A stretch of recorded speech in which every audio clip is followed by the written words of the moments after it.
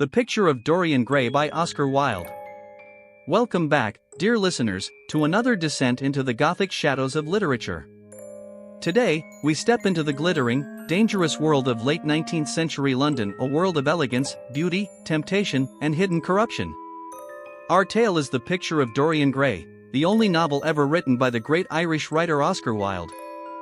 First published in 1890, it shocked Victorian readers with its daring themes of vanity, sin, and the pursuit of pleasure without moral restraint.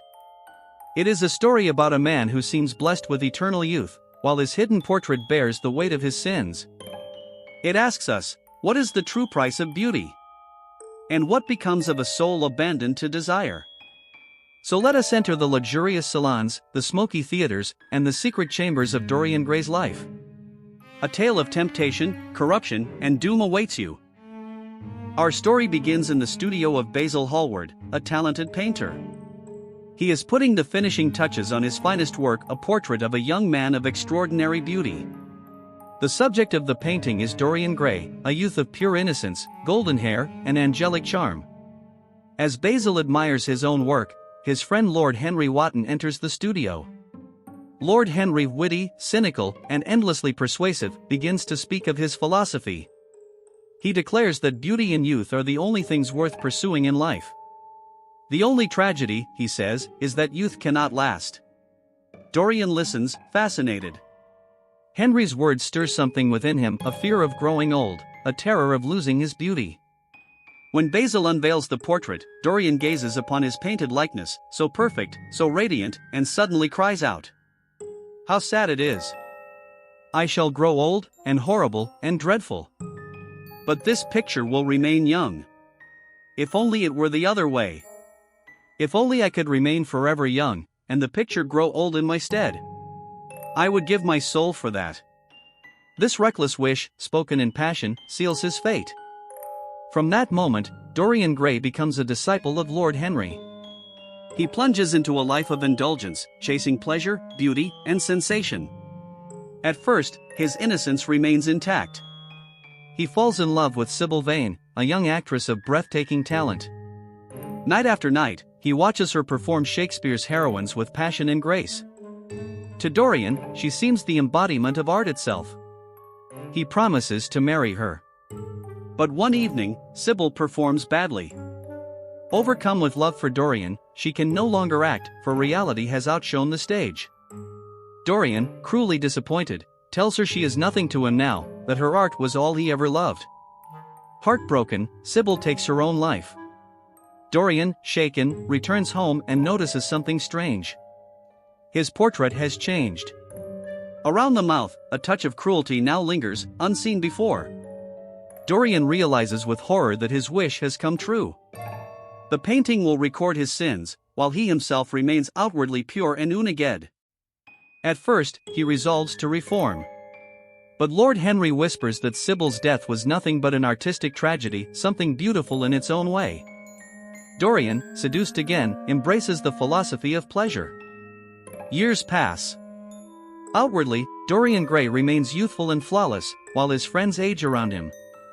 But the portrait, hidden in a locked room, grows monstrous.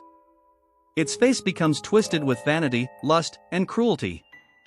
The eyes gleam with corruption. The very canvas seems alive with evil. Whispers spread in London. Dorian Gray is charming, but wherever he goes, scandal follows. Men who befriend him are ruined. Women vanish in disgrace. Yet his angelic appearance protects him, who could suspect such innocence of corruption? The years deepen his wickedness. He explores opium dens, secret clubs, and forbidden pleasures. The more he sins, the uglier the portrait becomes, and the more desperately he hides it from the world. One night, Basil Hallward, the painter who first adored him, comes to confront him. Basil begs him to repent, to pray for forgiveness. Dorian, consumed with hatred, shows him the portrait. Basil recoils in horror. The image is hideous, demonic, and unrecognizable as the man he painted. In a fit of rage and fear, Dorian seizes a knife and murders his old friend.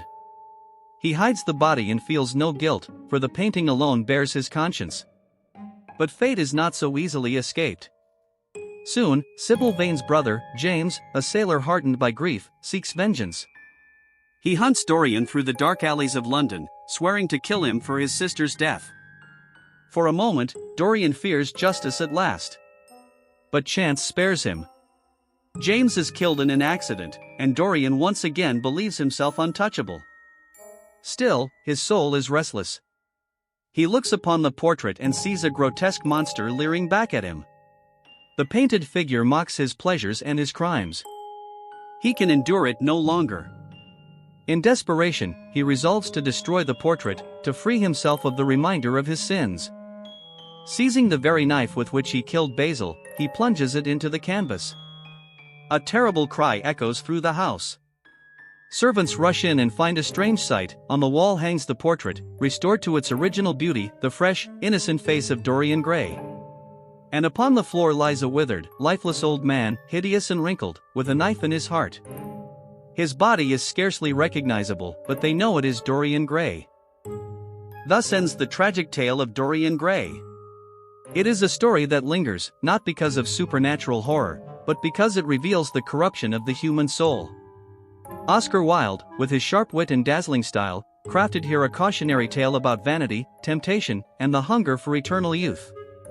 Dorian's wish for beauty without consequence is one many secretly share, yet Wilde reminds us that every action leaves its mark, if not upon the body, then upon the soul.